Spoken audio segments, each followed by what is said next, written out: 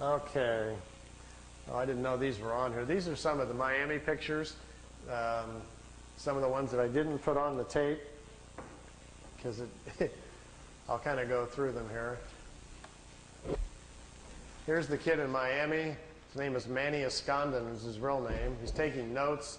Here these discs came in. His girlfriend took the pictures.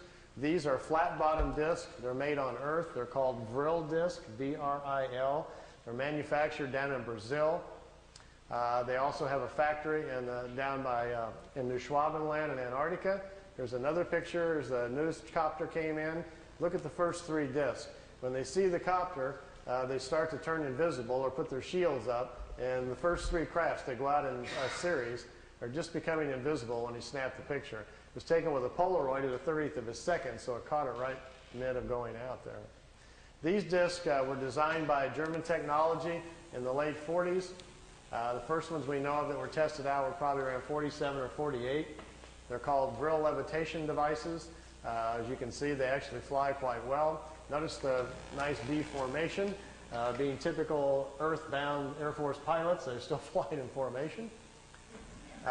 We understand this technology a little bit because intelligence has shot down some of their ships, learned how they're doing it, and when you hear rumors about how the Americans are building flying discs, what we're doing is playing catch-up to the German technology that's been around since the 40s. Their technology has accelerated tremendously. They make two different types of levitation devices. That's what we're doing out at Area 51. We manufacture the devices in San Diego. They're put together by General Electric. We test them at Area 51. Here's the German disc parked down on the ground at a facility down in Brazil. Here's four guys standing next to it down there. There's a whole row of them. You couldn't count how many were down there. He had his Polaroid with him and grabbed a few short shots here. Over here's two guys here and a craft coming in. You can see the two guys standing here. And down here at the bottom, which I know isn't clear, is one of these old bell-shaped crafts. Many of you are probably not familiar, but there was a fellow named George Adamski back in 1962 who claimed to be having contacts with people from Venus. This was the craft he was taking pictures of. George's contacts were real, but he wasn't having contacts with anybody from Venus. The blonde-haired ladies that were inside the craft were actually from Brazil. That's where the crafts were flying out of. They've been making them down there since about 1947. They find it very convenient if they make contact or land somewhere to tell people they're extraterrestrials, and we're very open to it. If they tell them, hi, we're part of a German intelligence group from Brazil, people would freak out. I got my camcorder and I've got my micro lens on here getting as close as I can to this picture. It's a very, very small Polaroid picture that's about that big, and it got wet in the rain. He left it in the windowsill, so I've ironed it and put it on paper so we didn't lose it. And I'm copying it with my macro. Here's the whole picture. Over here is one of the old bell-shaped discs. Here's one in the air. Notice the platforms they're sitting on. There's a guy standing here. There's a guy over here just coming out of this disc. I'm trying to get real close to the bottom of it here so we can see what they're like. This is an area, if you look on a map, I've got a little videotape over there if you're interested in learning more about this information called Space Cities.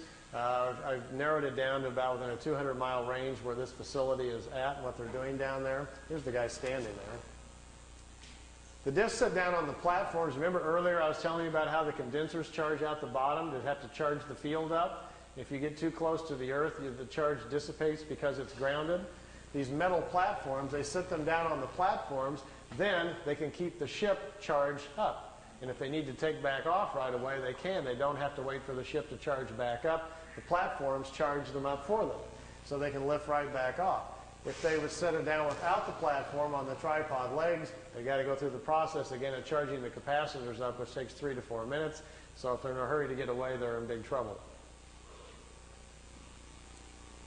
These old bell-shaped discs actually have 3 Mercedes-Benz truck engines in them driving the magnetic field. This was their first design that they made. This is the first ones that the Germans built.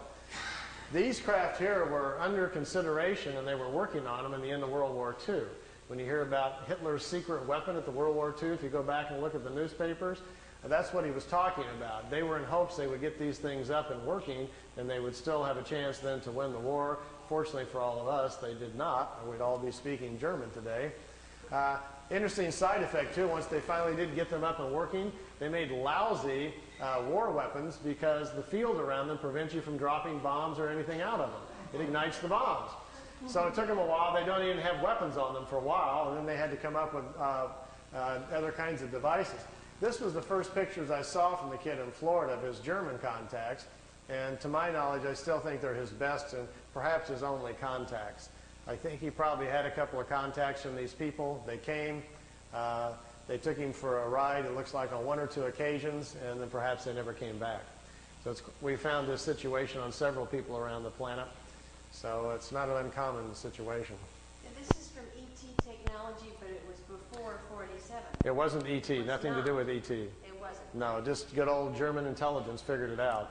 I can tell you where they got it. It's kind of a long story, but basically it came from German people who had traveled to India to study the concept of the Vril, the energy of the universe, and they were trying to figure out how to levitate their own bodies to move in time. And they came back and they explained it to people what they were doing in India, how they were trying to travel in time. And some German engineers tried to build a machine to travel in time, but when they turned the thing on and lifted up off the floor instead, they didn't time travel, but it floated. And they stumbled onto the idea of how to make what's called a Vril levitation device. We think they did that probably the first time and sometime probably around 25 or 27. And then the concept laid around in private circles for a while and then became a potential thing during the war and then really didn't happen until after the war.